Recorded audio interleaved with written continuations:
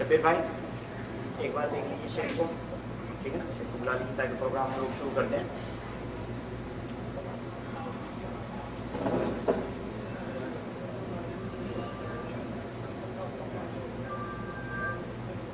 ان الحمد لله نحمده ونستعينه ونستغفره ونعوذ بالله من شرور انفسنا ومن سيئات اعمالنا من يهده الله فلا مضل له ومن يضلل فلا هادي له واشهد ان لا اله الا الله وحده لا شريك له واشهد ان محمدا عبده ورسوله. اما بعد فان اصدق الحديث كتاب الله وخير الهدي هدي محمد صلى الله عليه وسلم وشر الامور محدثاتها وكل محدثة بدعة وكل بدعة ضلالة وكل ضلالة في النار. قال رسول الله صلى الله عليه وسلم من يعش منكم بعدي فسيرى اختلافا كثيرا فعليكم سنتي وسنة خلفاء الراشدين المهديين. محترم ساتھیوں، میرے دینی بھائیوں، میرے بزرگوں، اللہ کے رسول صلی اللہ علیہ وسلم نے اس حدیث میں جو ابھی آپ لوگوں کے سامنے میں نے بتائی، جو پڑھی ہے، اس کے اندر ایک پیغام امت محمدیہ کے لیے، ان صحابہ اکرام کے لیے ایک چھوڑا کہ دیکھو اپنے آنے والی نسلوں کو ایک پیغام تمہارے ذریعے پہنچنا ہے. وہ کیا؟ ایک بشارت ہے یا ایک نجات کا راستہ ہے. فتنوں کا دور ہوگا کہ من یعش منکم بعدی کے لوگوں، تم میں سے جو بھی میرے پاس زندہ رہے گا، فسیرا اختلافا کثیرا، تو بہت سارے اختلافات ہوں گے، نظریاتی اختلافات ہوں گے، فقہی اختلافات ہوں گے، مسائل میں اختلافات ہوں گے، عقیدوں میں اختلافات ہوں گے، مختلف قسم کے اختلافات ہوں گے. قصد اختلافات سے دنیا بھر چکی ہوگی. جو اپنے آپ کو مسلمان کہنے کے دعوے دار ہوں گے، جو اپنے آپ کے ایمان کو مضبوطی سے تھامنے والے، اسلام کو اپنے گلوں سے لگانے والے اور اس بات کے مدعیان ہوں گے، دعوے دار ہوں گے کہ ہم اور صرف ہم اللہ کے رسول صلی اللہ علیہ وسلم کی لائی ہوئی شریعت کے اوپر گامزن ہیں، اور ہمارے علاوہ جتنے لوگ ہیں سب کے سب گمراہ ہیں، سب کے سب بددین ہیں، سب کے سب بے دین اور کجروی کے شکار ہیں. اس چیز کی طرف اللہ کے رسول نے اشارہ کیا کہ تمام کیا حالات ہوں گے، صرف اختلافات برپا ہوں گے. تو اس سے نجات کے لیے اللہ کے رسول صلی اللہ علیہ وسلم نے ایک طریقہ بتایا، فعلیکم بسنتی وسنتی خلفاء الراشدین المہدیین، کہ اس زمانے میں جب اختلافات بہت زیادہ ہوں، جب یہ فیصلہ کرنا مشکل ہو جائے کہ کون شخص حق پر ہے اور کون شخص غلط بات کہہ رہا ہے، کس کی بات صحیح ہے اور کس کی بات کے اوپر عمل کرنے کے بعد ہم جہنم کے مستحق ہوں گے، جب اس چیز کا فیصلہ کرنا مشکل ہو جائے تو لوگوں سن لو، اس کا طریقہ یہ ہوگا، حق کا تعین کا طریقہ یہ ہوگا. آپ لوگ حق کو ایسے نکال سکتے ہو کہ سنتی، میرا طریقہ ڈھونڈ لو کہ میرا طریقہ کس کے پاس ہے، وسنتی خلفاء الراشدین المہدیین، اور میرے صحابہ جو ہدایت یافتہ ہیں ان کا طریقہ دیکھ لو. جس کے پاس یہ دو طریقے ہوں گے تو سمجھ لینا کہ یہی جنت کا راستہ ہے اور یہی لوگ حق کے اوپر ہیں. اور ان کے علاوہ جتنے گروہ ہیں، جتنے مسلمان ہونے کے دعوے دار ہیں، تمام کے تمام گمراہ ہیں، جہنمی ہیں اور کجروی کے شکار ہو کر شیطانی وسوسوں میں پھنس کر جہنم کے راستے کے اوپر چلے جا رہے ہیں. گرچہ وہ اس خوش فہمی میں مبتلا ہیں کہ ہم لوگ حق کے اوپر گامزن ہیں. اللہ کے رسول صلی اللہ علیہ وسلم نے اس حدیث کے اندر یہ بات بتائی. اور اگر ہم موجودہ دور میں، جس دور میں ہم ابھی زندگی گزار رہے ہیں، جس دور سے ہم گزر رہے ہیں، اس دور میں اگر ہم نظر دوڑائیں تو مختلف قسم کی جماعتیں، مختلف نظریات کے لوگ، مختلف قسم کے اختلافات مسلمانوں کے درمیان موجود ہیں. ہر کوئی خود کے صحیح ہونے کا دعوے دار اور دوسرے کے غلط ہونے کا مدعی ہے کہ جو میرے علاوہ ہے، میرے علاوہ جو جس عقیدے کا حامل ہے وہ غلط ہے. میرے علاوہ اگر کوئی اور طریقہ استعمال کرتا ہے، کسی اور طریقے سے کوئی کام کرتا ہے تو وہ شخص کیا ہے؟ گمراہ ہے. یہ اس چیز کے دعوے دار تمام لوگ دنیا کے اندر موجود ہیں ہمارے زمانے میں. تو ان حالات میں ایک مسلمان کے اوپر کیا ذمہ داری ہے؟ وہ کیا کرے؟ اسے اس حدیث کے اوپر عمل کرنا ہوگا جو اللہ کے رسول نے کہا کہ ڈھونڈو کہ میرا طریقہ کہاں ہے اور میرے صحابہ کا طریقہ کہاں ہے. ان فتنوں کے دور میں مختلف فتنوں سے، مختلف اختلافات سے اسلام کے ماننے والے کو مختلف قسم سے نقصان پہنچا، مختلف قسم سے پریشانیاں آئی، لیکن سب سے زیادہ اختلاف صحابہ سے جس فرقے کا ہے، اور سب سے زیادہ نقصان جس نے اسلام کو پہنچایا اور اسلام کے ماننے والوں کو پہنچایا، وہ فرقہ رافضیت ہے، جسے مختلف مقامات میں مختلف الفاظ سے یاد کیا جاتا ہے۔ کچھ علاقوں میں لوگ شیعہ، کچھ علاقوں میں رافضی، کچھ علاقوں میں بھنڈے، اور یمن کے اندر حوثی کہا جاتا ہے۔ یہ حوثی جو یمن کے اندر جنہوں نے بغاوت برپا کی اور یمن کی دارالسلطنت کے اوپر قابض ہو گئے، یہ حوثی گروہ، یہ شیعہ گروہ ہے۔ اگر آپ تاریخ دیکھیں ابتدا سے لے کر جب عبداللہ بن سبا یہودی ظاہری طور پر اپنے آپ کے مسلمان ہونے کا دعوے دار ہوا اور اپنے اسلام کا اعلان کرنے لگا اور اپنے دل کے اندر یہودیت کو بسائے رکھا، اس زمانے سے لے کر موجودہ دور تک اس گروہ نے ہمیشہ مسلمانوں کو نقصان پہنچایا۔ یہ عبداللہ بن سبا یہ ظاہراً مسلمان ہوا، دل کے اندر یہودیت چھپائے ہوئے، اسلام کا اعلان کرنے کے بعد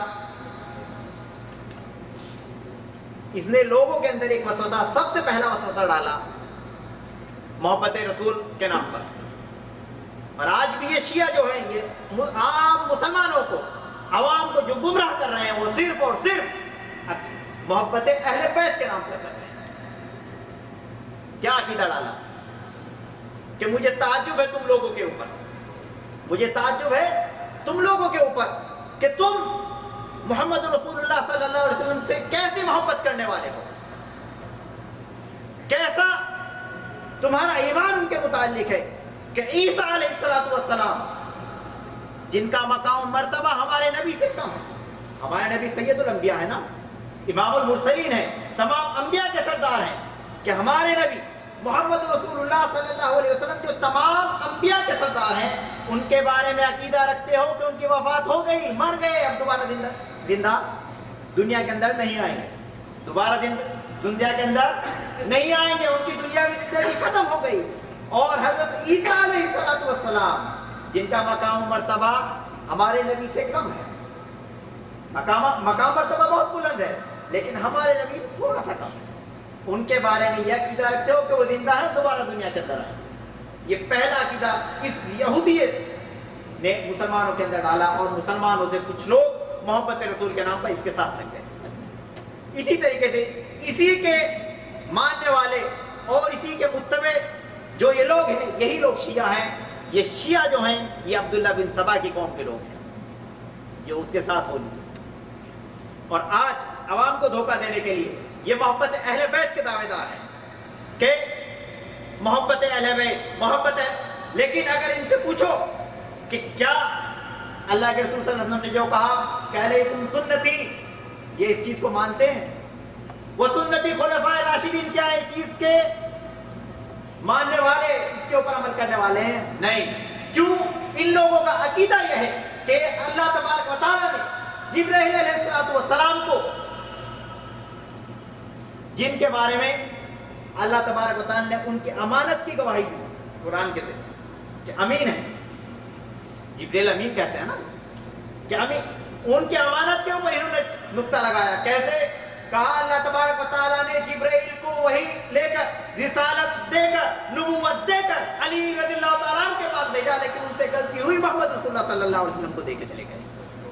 تو جو تمہارے نبی کو نبی ماننے کے لیے تیار نہ ہو تو صحابہ کو کیسے مان لیتے جب وہ نبی کو ماننے کے لیے تیار نہیں؟ اسی لیے کہا کہ بعد وفات نبی صلی اللہ علیہ وسلم کل اصحابہ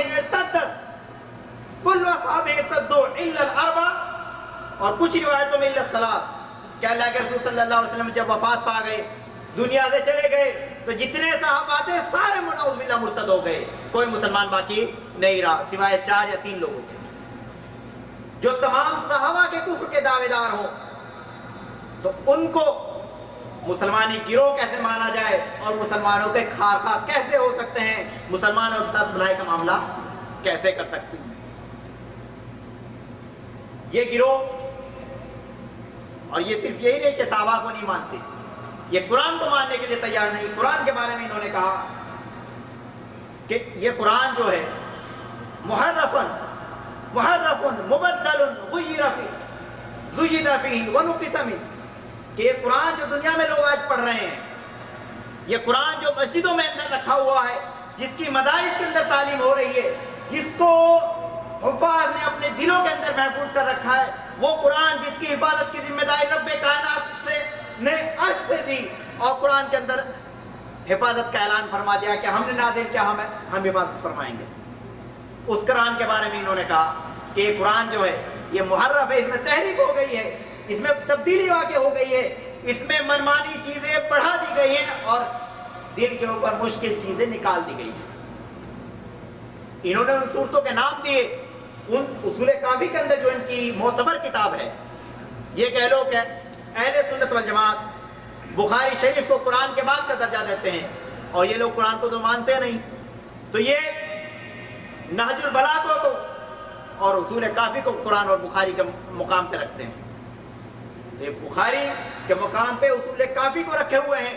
اصول کافی کے اندر انہوں نے یہ بات کہی کہ قرآن جو ہے یہ وہ قرآن نہیں ہے جس کی ذمہ داری اللہ نے لی کہ ہم حفاظت کریں گے، جس کو مسلمانوں نے دلوں کے اندر محفوظ کیا، جس کو مساجد میں پڑھا گیا، جس کو مدارس میں پڑھایا گیا، اور جسے ہر مومن اپنے گھر میں تلاوت کے لیے استعمال کرتا ہے، یہ وہ قرآن نہیں ہے جو اللہ نے نازل کیا۔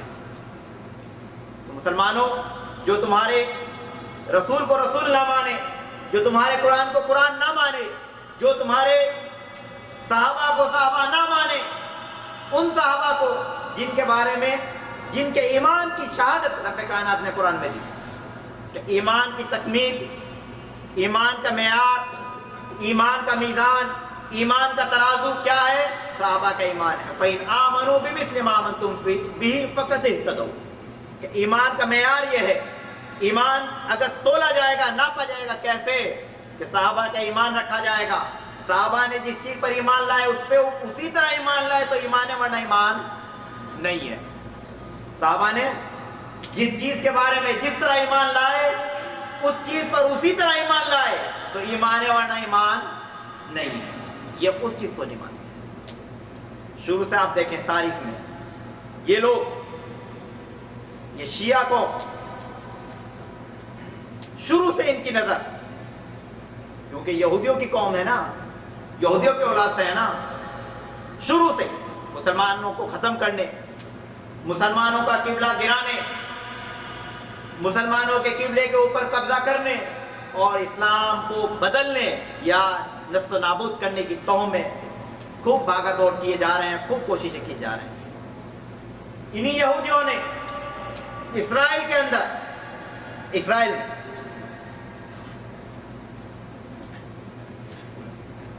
یہی یہودی اسرائیل میں بسے ہوئے ہیں، کیا کیا؟ فلسطین میں جو مسلمانوں کا قبلہ اولا ہے، پہلا قبلہ ہے، اس کے اوپر قبضہ کر لیا۔ لیکن یہودی اور نصارہ سعودیہ میں تو قبضہ نہیں کر سکتے، تو انہوں نے اپنے ان چمچوں کو، اپنی ان اولادوں کو حرم کے اوپر حملے کی دعوت دی، اور ان لوگوں نے اس کے اوپر لبیک کہا، اور اعلان، ان لوگوں نے اعلان کیا اور ان کے علماء نے اعلان کیا کہ ہم نے ایک لشکر تیار کیا ہے اور قریب ہی ہم حرم کے اندر نماز پڑھیں گے۔ اور جب انٹرویو لینے والے پریس رپورٹر نے پوچھا کہ حرم میں نماز پڑھنے کے اوپر تمہارے اوپر پابندی ہے کہ حرم میں نماز نہیں پڑھ سکتے؟ کہ نہیں، اس دن امام ہمارا ہوگا، اس دن حکومت ہماری ہوگی، اس دن نماز ہمارے طریقے پر پڑھائی جائے گی۔ کیوں؟ کیونکہ انہوں نے ان مسلمانوں کو، ان اہل سنت والجماعت کے ائمہ کو، جو تمام مسلمانوں کے دلوں کے اندر اپنے لیے مقام بنائے ہوئے ہیں، ائمہ حرمین کے اوپر کفر کا فتویٰ لگایا کہ لوگ کافر ہیں۔ کیوں؟ کیونکہ صحابہ کو کافر نہیں مانتے، کیونکہ قرآن کو تحریف شدہ نہیں مانتے، کیوں؟ کیونکہ یہ اللہ کے رسول صلی اللہ علیہ وسلم کو رسول مانتے، حقیقی رسول علی رضی اللہ تعالیٰ عنہ کو نہیں مانتے۔ اتنا تشدد اور اتنا بغض ان شیعوں کو یہودیوں سے نہیں، کیوں؟ یہودی تو ان کی اپنی اصل ہے نا، غیر مسلموں سے، سکھوں سے، ہندوؤں سے، کسی سے نہیں جتنا اہل سنت والجماعت سے۔ یہی وجہ ہے، اگر آپ دیکھیں ایران ان کا ملک ہے، ایران، پورے ایران کے اندر 200 سے زیادہ عبادت خانے یہودیوں کے لیے ہیں، عیسائیوں کے لیے چرچ ہیں، سکھوں کے لیے گردوارے ہیں، ہندوؤں کے لیے مندر موجود ہیں، شیعوں کے لیے مسجد ہیں، لیکن اہل سنت والجماعت کے لیے پورے ایران کے اندر ایک بھی مسجد نہیں ہے، پورے ایران کے اندر۔ اور انہوں نے ایران کے اندر زبردستی اہل سنت والجماعت کو سنی بنایا، ان کا کفریہ کلمہ پڑھایا، اور جن لوگوں نے کفریہ کلمہ پڑھنے سے انکار کر دیا انہیں قتل کر دیا۔ آج یہ حوثی یمن کے اندر قابض ہوئے اور انہوں نے اعلان یہ بات کہی کہ ہمارا مقصد یمن کی سلطنت حاصل کرنا، یمن کے اوپر قبضہ کرنا نہیں ہے، ہمارا اصل مقصد حرمین کے اوپر قبضہ کرنا ہے، مسلمانوں کے دلوں کے اوپر، ان کے قبلے کے اوپر، ان کے ایمان کے اوپر، ان کے دین کے اوپر، ان کے رسول کے مقدس، ان کے رسول کے محبوب شہر کے اوپر، ان کے اس زمین میں مقدس ارض کے اوپر قبضہ کرنا ہمارا اصل مقصد، اصل منشا ہے، اور جس کے لیے ہم پوری کوشش کر رہے ہیں۔ تو کیا یہ مسلم قوم ان کو اس ناپاک ارادے، ان کے اس ناپاک ارادے کو پورا ہونا دے سکتی ہے؟ نہیں ہونے دے سکتی۔ کیوں؟ اگر یہ قوم پیچھے ہٹ جائے، اگر مسلمان حرمین کی حفاظت سے پیچھے ہٹ جائیں، بلاد حرمین کی حفاظت سے پیچھے ہٹ جائیں، تو یہ بیت اللہ رب کا گھر ہے، اس نے ابراہا سے اس گھر کی حفاظت کی، کیسے؟ انسانوں سے نہیں۔ اس وقت مکہ کے اندر مسلمان موجود نہیں تھے، کون تھے؟ کافر تھے، مشرک تھے، مسلمان نہیں تھے۔ تو اللہ نے کیا کیا؟ ابابیل کی فوج بھیجی، باطل کو ختم کرنے کے لیے، اللہ نے اپنے دشمنوں کو نست نابود کرنے کے لیے، ان کے ارادوں کو پست کرنے کے لیے کیا کیا؟ ابابیل کی فوج بھیجی۔ اور اگر آج یہ مسلمان پیچھے ہٹ جائیں تو کیا کرے گا؟ اللہ اپنے گھر کی حفاظت کے لیے محتاج ہے؟ نہیں ہے۔ ابابیل کی فوج پھر سے بھیجی جائے گی، لیکن جو یہ مسلمان ہونے کے دعوے دار ہیں ان کے اوپر کفر کا فتویٰ صادر ہوگا۔ کیوں؟ ابابیل کی فوج کب آئی؟ جب مسلمان نہیں تھے، اور جب مسلمان جنگ کے لیے آئے تو اللہ تبارک و تعالیٰ نے فرشتوں کی فوج بھیجی، اللہ تبارک و تعالیٰ نے فرشتوں کی فوج بھیجی۔ تو مسلمانوں، یہ ہمارا عقیدہ اور ایمان ہے، ہمارا دین ہے کہ حرمین کی حفاظت ہر مسلمان کے اوپر اس طرح واجب اور فرض ہے جس طرح اس کے اوپر نماز فرض ہے۔ تو اگر حرمین کو ہمارے خون کی ضرورت پڑی تو آپ لوگ تیار ہیں؟ یہی جذبہ ہے کہ حرمین کے اوپر جان و مال لٹانے کے لیے اگر آدمی تیار ہو جائے تو انشاءاللہ ثم انشاءاللہ یہ باطل طاقتیں جو آج حرمین کے اوپر اپنی گندی نظر لگائے ہوئے ہیں، یہ کبھی کامیاب نہیں ہو سکتی۔ اور جس طرح تاتاریوں کو دنیا سے نست و نابود کیا گیا، جس طرح فلسطین کے اندر صلاح الدین ایوبی نے ان اہل کتاب کو دوڑا کر مارا، وہ دن پھر سے آئے گا، یہ آسمان وہ دن دوبارہ دیکھے گا کہ دشمنان اسلام کو حرمین کے اوپر نظر اٹھانے کی وجہ سے دنیا کے اندر سر چھپانے کے لیے کوئی جگہ نہیں ملے گی۔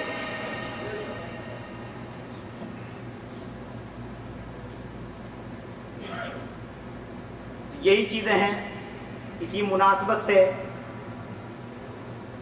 کہ آدمی اس دور میں کیا کرے، فتنوں کا دور ہے، اور شیعہ فتنہ سب سے اہم فتنہ ہے کہ جس سے بچا جائے، کیونکہ عام تر لوگ انہیں مسلمان سمجھ بیٹھے ہیں، صرف اور صرف محبت اہل بیت کے نام پر جو جھوٹی محبت کرتے ہیں۔ یہ ان کے شان میں ایسے الفاظ اور ایسے کلمات، ایسے جملے ان لوگوں نے استعمال کیے کہ ہمیں شرم آتی ہے کہ ہم اپنے بھائیوں کے سامنے ان کلمات کو بیان کرتے ہیں۔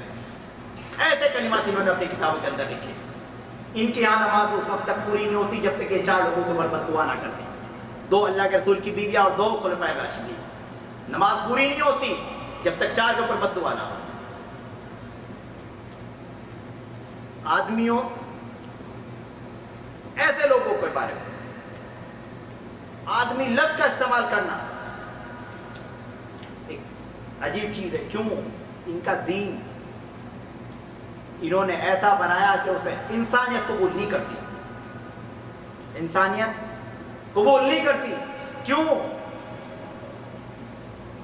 ان کے یہاں ایک رات آتی ہے اس میں زنا خوری عام ہے، چاہے سگی بہن سامنے آ جائے. یہ انسانیت قبول نہیں کرتی. دنیا کے جتنے مذہب میں کسی مذہب میں اپنی بیوی اپنی بہن کے ساتھ شادی کرنا ہے، جمع کرنا جائز نہیں ہے، لیکن ان کے یہاں جائز ہے. مودے کے نام پر ان لوگوں نے زنا کو عام کیا، مختلف انداز سے جھوٹ کو تقیہ کہہ کے انہوں نے عام کیا، دین کو چھپانے، دین میں دھوکہ دینے کو انہوں نے دین قرار دے دیا. تو ان لوگوں کے بارے میں ہر مسلمان کو جاننا چاہیے کہ یہ کتنے خطرناک ہیں اور مسلمانوں کے کتنے بڑے دشمن ہیں. مکتب دعویٰ کے ہم لوگ شکر گزار ہیں کہ ان لوگوں نے ہمارے لیے وقت اور پیسے کی فراخ دلی سے ہم لوگ کا استقبال کیا، کہ پیسہ بھی خرچ کیا اور وقت بھی ہم لوگ کو مقرر کیا. اور ہم لوگ شکر گزار ہیں شیخ عبدالباسط صاحب کے. یہ مسجد نبوی کے مدرس ہیں. ہر روز عصر کی نماز کے بعد ان کا درس ہوتا ہے کہ یہ مدینہ سے یہاں صرف اور صرف اپنی بات کو آپ لوگوں تک پہنچانے اور آپ کے جو سوالات ہیں ان کا جواب دینے کے لیے تشریف لائے. اور دکتور الطاف الرحمان صاحب، ان کا پروگرام انشاءاللہ مغرب کے بعد ہے، اور عصر کے بعد شیخ احمد مختار صاحب ہیں، ان کی تقریر ہوگی، اس کے بعد سوال جواب ہوں گے. یہ مختصر ترتیب ہے ہم لوگوں کی. بات میری کافی لمبی ہو گئی، میں معذرت چاہوں گا اپنی بات لمبی ہونے کی وجہ سے. اب بات کو طول نہ دیتے ہوئے میں شیخ عبدالباسط صاحب سے گزارش کرتا ہوں. ان سے پہلے یہ شیخ ابو الحسن علی حسن علی الحریری، یہ مسئول مکتب ہیں. مدیر کو، جو ہمارے مکتب کے مدیر ہیں، انہیں کسی کام کی وجہ سے باہر جانا پڑ گیا، تو انہوں نے اپنے کلمات کچھ آپ لوگوں کے لیے لکھے، تو وہ اپنی طرف سے نیابتاً ان کو کہہ گئے ہیں. تو میں نے دعوت دیتا ہوں کہ وہ آئیں.